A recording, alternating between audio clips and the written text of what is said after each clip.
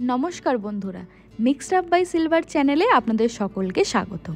आज आमी सकालेर एकटा चटपट ब्रेकफास्ट आपनादेर बानिये देखाबो। এই রেসিপিটা প্রথম আমি পেয়েছিলাম আমার ঠাকুমার কাছ থেকে। মানে আমি যখন ছোট ছিলাম ঠাকুমা এই রেসিপিটা খুবই বানাতো এবং বানাতেও খুব দারুণ। আজ ঠাকুমা গত হয়েছে প্রায় 6 থেকে 7 বছর হয়ে গেল, কিন্তু এই 6 থেকে 7 বছরে এই রেসিপিটা কিন্তু একবারও বানানো হয়নি। তাই ভাবলাম আজ ঠাকুমার স্মৃতিচারণে ঠিক ঠাকুমার মতো করেই এই রেসিপিটা আপনাদের সামনে তুলে ধরি। তাহলে দেখে নিন আমি কিভাবে বানাচ্ছি। এখানে পেঁয়াজটা আমি খুব ছোট ছোট করে কেটে নিচ্ছি। ছোট ছোট সরু সরু করে কাটার পর আমি মিডিল থেকেও পেঁয়াজটাকে কেটে নিলাম। আমি একটাই পেঁয়াজ নিয়েছি। আর বানাবো আজকে আমি 4টে চাপাটি। আজকে নামটাই তো আমি বলতে ভুলে গেলাম। এই রেসিপিটা ঠাকুমা বলতো চাপাটি, তো আমি আজ সেই নামেই আপনাদের সামনে তুলে ধরছি।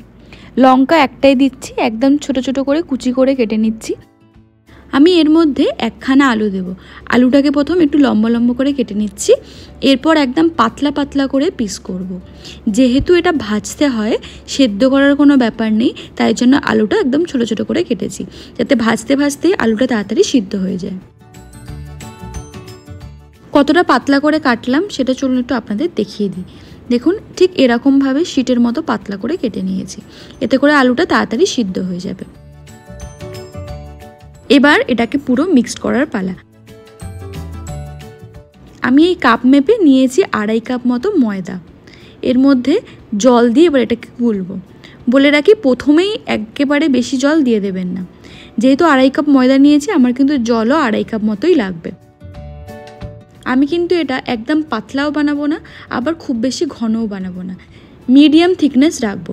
তাই অল্প অল্প করে জল দিয়ে এটাকে গুলবেন। এই গোলাটা কিন্তু একটু সময় সাপেক্ষ। যদি চামচ দিয়ে অসুবিধা হয় গুলতে, তাহলে হাত দিয়েও কিন্তু চাইলে গুলে নিতে পারেন। চামচ দিয়ে করতে এটা অনেকটা সময় লাগে।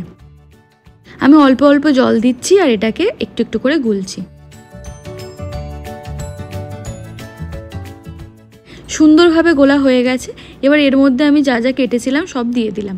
আলুটা দিয়ে দিলাম, পেঁয়াজটাও দিয়ে দিলাম, যে লঙ্কাগুলো কেটে রেখেছিলাম লঙ্কাও দিলাম। আমি একটা দিয়েছি লঙ্কা, আপনি চাইলে 2-3টেও দিতে পারেন। ডিম দিয়ে দিলাম এর মধ্যে।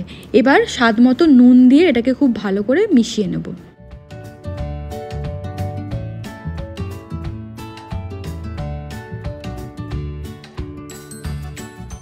খুব ভালো করে ব্যাটারটা আমি গুলে নিয়েছি, একদম স্মুথভাবে হয়ে গেছে। ভিতরে কিন্তু একটুও ময়দার লাম্পস থাকলে হবে না। ভালো করে এটা একটু খেয়াল করে গুলে নেবেন। নুনটা আমি প্রয়োজন মতো এর মধ্যে দিয়ে দিলাম।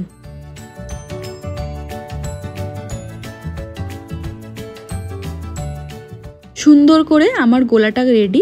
দেখছেন খুব বেশি পাতলা বানায়নি, আবার খুব ঘনও বানায়নি, ঠিক এরকম থিকনেসই দরকার।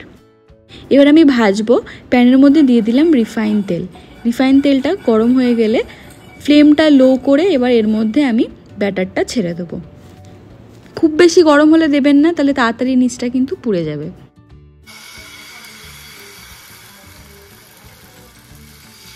চারিদিকে ব্যাটারটা স্প্রেড করে দেবো। খুব বেশি মোটা রাখবো না, তাহলে কিন্তু সেই জায়গাটায় ভিতরটা কাঁচা কাঁচা হবে। তাই এটাকে সুন্দর করে সমানভাবে চারিদিকে স্প্রেড করে দিচ্ছি।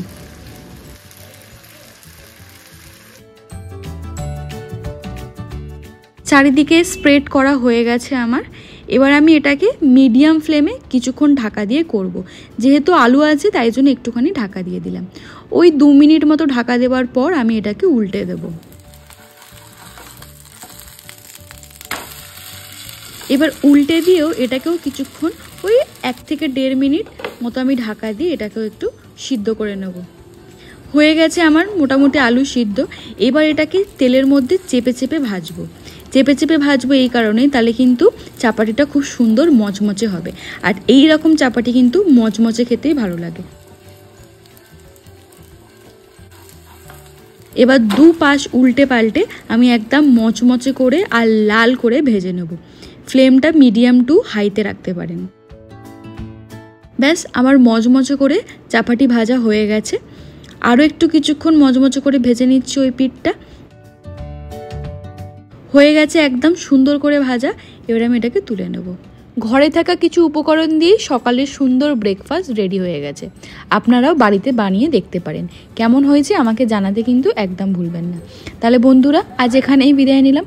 পরে দেখা হবে আবার নতুন কোনো এক ভিডিও নিয়ে। আজকের মতো তাহলে এখানেই টাটা।